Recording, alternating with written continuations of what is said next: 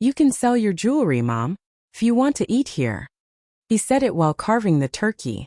Calm, unapologetic. No one flinched. I stood in the kitchen doorway, still holding the pie I'd made. Apple with extra cinnamon, just the way he liked it as a boy. My purse hung open at my side, coat folded neatly over my arm. I hadn't even set my things down. His wife poured wine without looking at me. Their daughter scrolled her phone, earbuds in. The table was already full. Plates served. Candles flickering in their glass cups. I hadn't even taken off my shoes. I didn't laugh it off. Didn't ask him to repeat it. I just closed my purse. Slowly. Deliberately. The clasp snapped shut like a door I hadn't known was open. No one noticed. I'd traveled 6 hours by bus.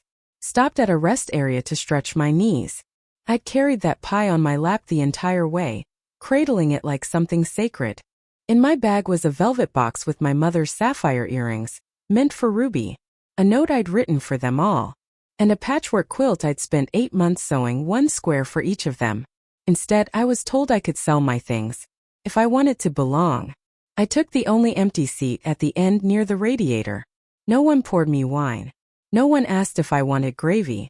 My son passed me a roll without making eye contact. I unfolded my napkin, set it in my lap, and sat through dinner like a placeholder no one remembered assigning. They didn't forget me. They'd simply stopped counting me. That's when it happened. Not loudly, not with drama, but clean, sharp, silent. I disappeared. Right there in a room full of family. And maybe they thought I'd stay quiet. Sit through it. Swallow it. But quiet doesn't mean blind. An absence? Sometimes it begins while you're still in the room. The night before, I'd stood in my kitchen pressing the edge of my iron against a cotton blouse. The same one I wore to his graduation. It still held the faintest scent of lavender, even after all these years. I wanted to look nice. Not overdressed, not formal, just like someone who mattered. I packed slowly. Folded everything the way my mother taught me. 2 good blouses, clean slacks, soft shoes. The quilt I'd been sewing since February. Each patch a memory. A square of his childhood blanket. A scrap from Ruby's first Halloween costume. One with tiny stitched letters. For the ones who always come home. I added a box of homemade shortbread wrapped in wax paper. And the earrings. My mother's and then mine.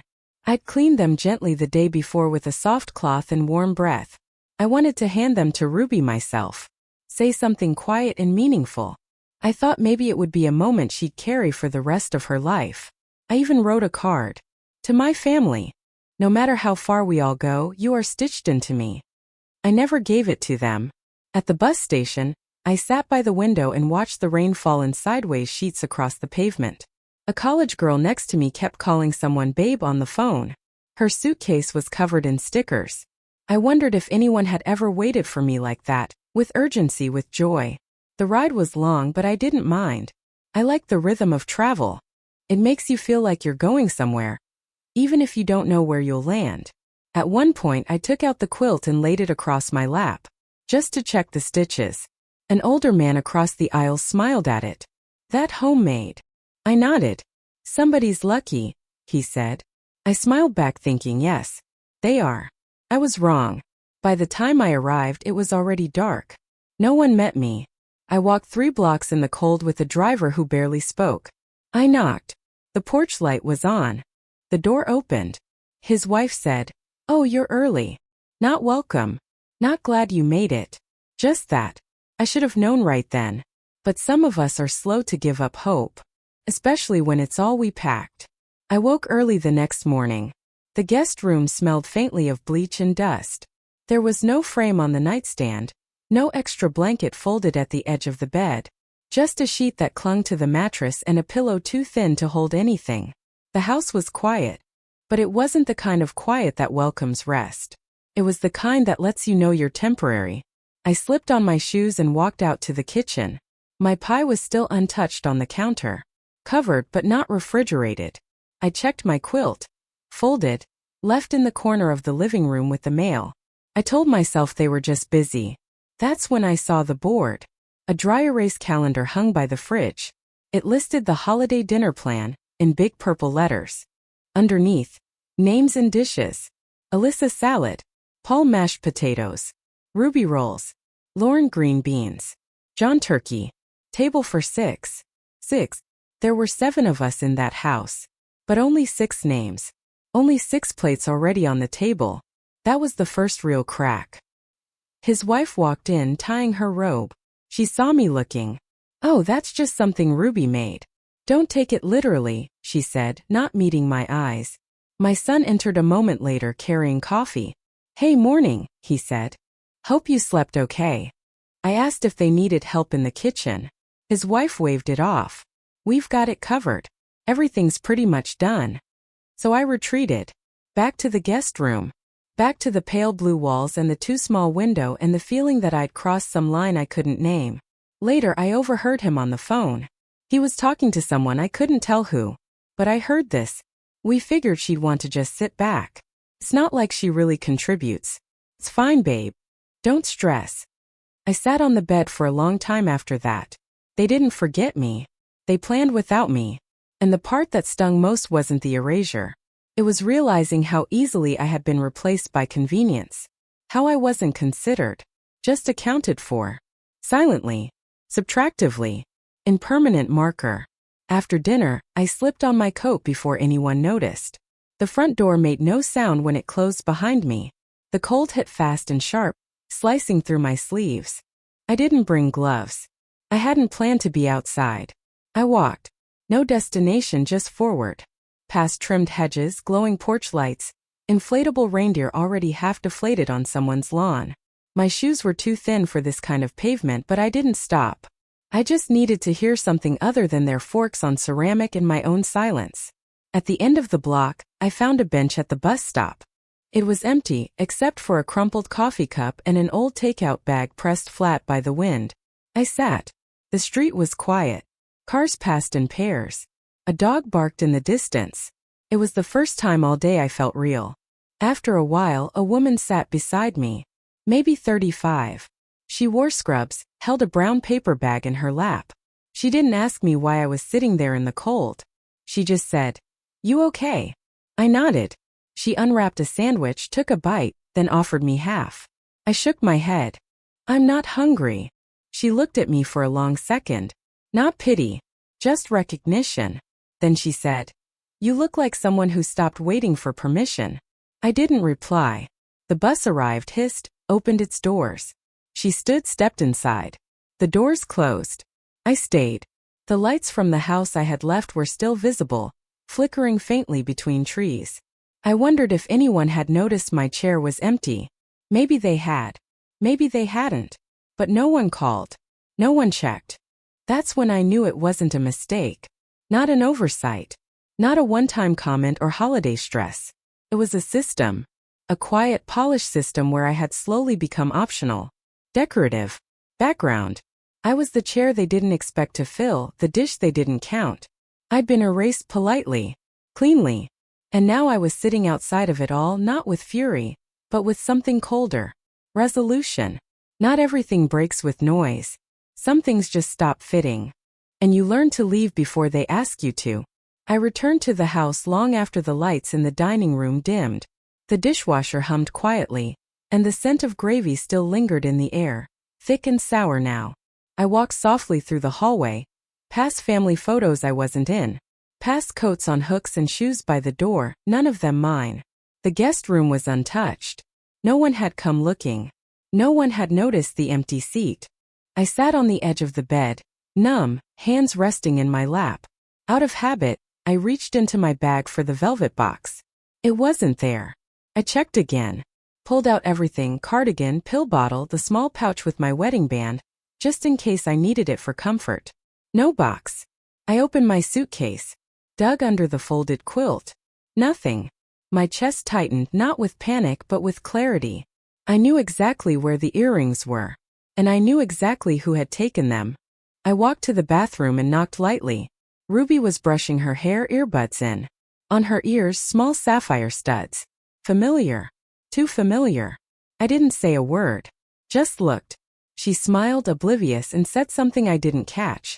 I nodded, then walked away. Back in the room, I sat on the bed again. Let the silence fill me. They didn't ask. They didn't even pretend to ask.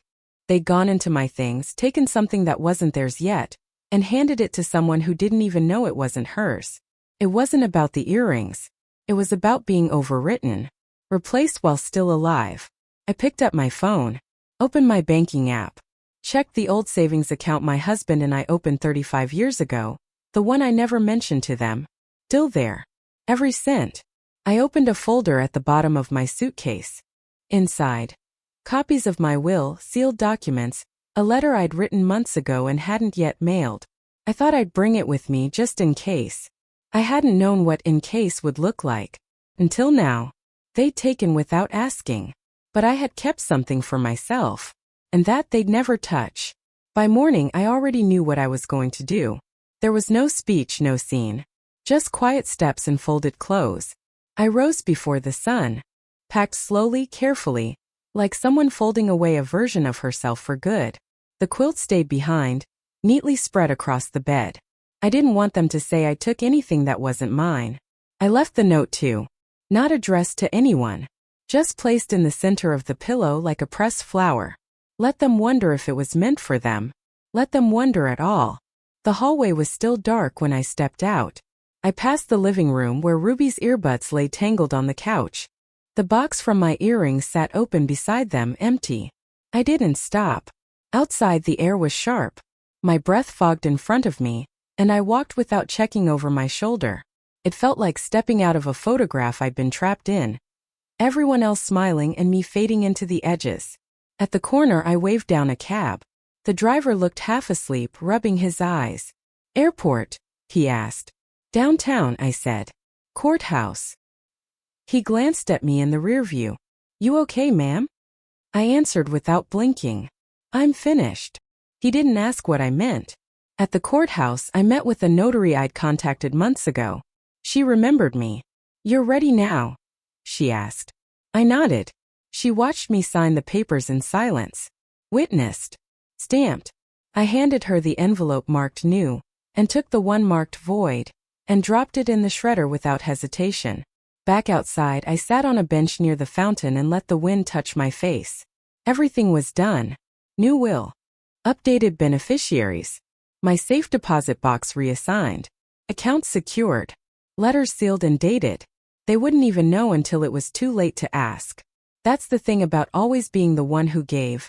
You learn how to vanish without taking anything. You learn how to disappear without slamming the door. You make silence loud enough to echo. Because some of us don't fight back. We just remove ourselves. And nothing speaks louder than absence with intent. I checked into a motel by the river. Nothing fancy, 2 lamps, a beige carpet, a worn floral bedspread. But the heater worked, and the lock clicked solidly behind me.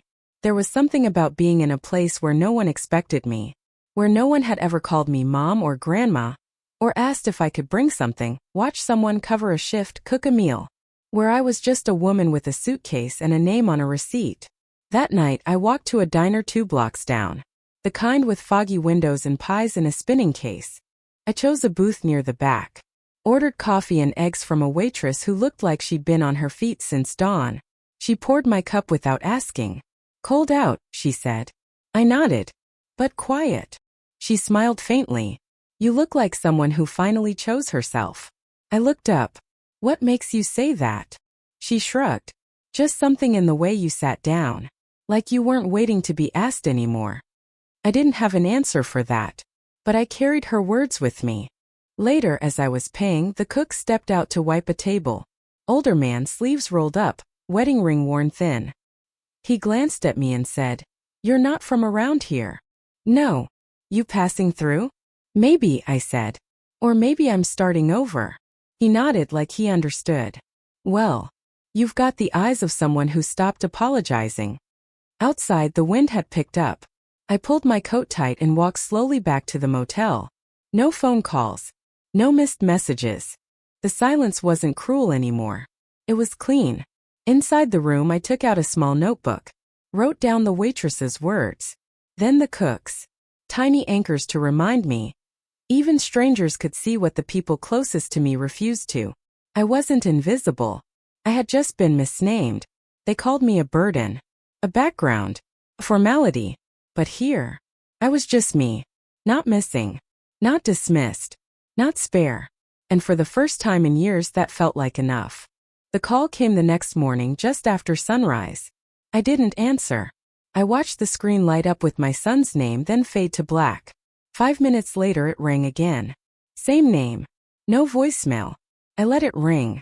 By the third call I turned the phone off completely. Not out of anger. Out of certainty. I walked down to the river and sat on a bench with my coffee.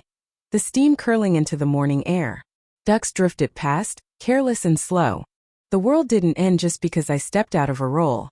That afternoon, I checked my email from a public library terminal. For unread messages. 1 from him. 1 from his wife. 2 from a number I didn't recognize. They all said the same thing in different words. Where are you? Are you okay? You didn't say goodbye. That last one made me pause. As if they had ever said hello. I logged out. Back at the motel, the clerk stopped me as I walked past the desk. You getting lots of calls, she said. Want me to take a message? No, I said. They don't need to reach me. She gave a little smile. You look like someone who finally stopped explaining. That night I turned the phone on once just to check the time. There were 9 missed calls. I didn't feel panic. I didn't feel guilt. I felt space.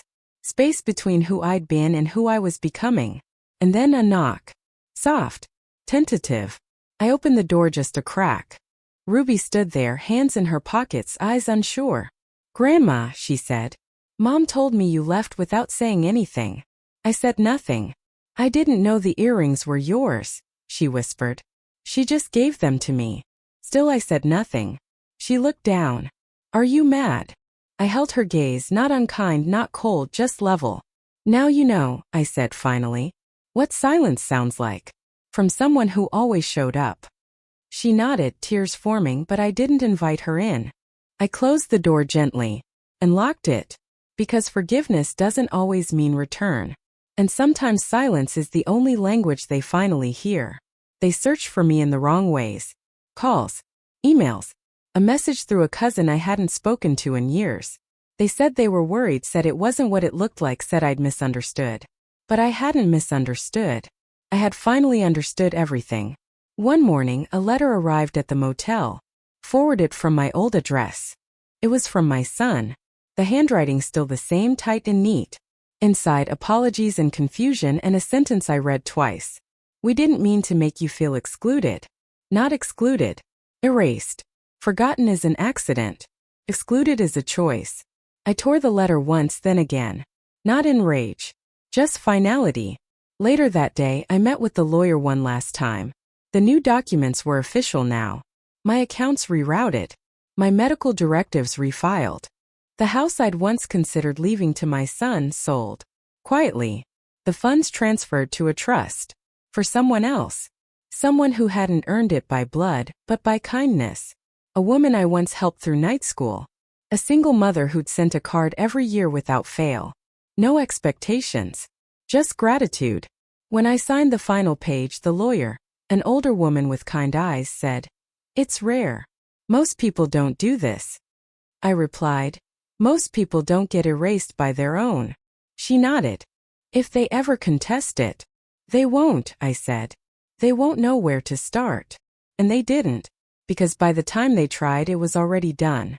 One night I checked my old voicemail out of habit. There was one from his wife. "I don't understand what happened," she said. "You've always been part of our family." Part of. Not central. Not needed. Just tolerated. Sometimes the most painful truth is how easily they move on. Until your absence disrupts their image of themselves. They weren't calling because they missed me. They were calling because they lost access. To what I gave. To what I carried. To what I could no longer be guilted into providing. But the account was closed. The documents were signed. The door quietly, permanently shut. Because sometimes the only way to be seen again is to vanish completely. I live in a quiet apartment now. 2nd floor. No elevator, but the stairs are kind to me most days. The windows face east, and in the mornings the light spills across the floor in wide, warm ribbons. There's a little kitchen with space for one chair.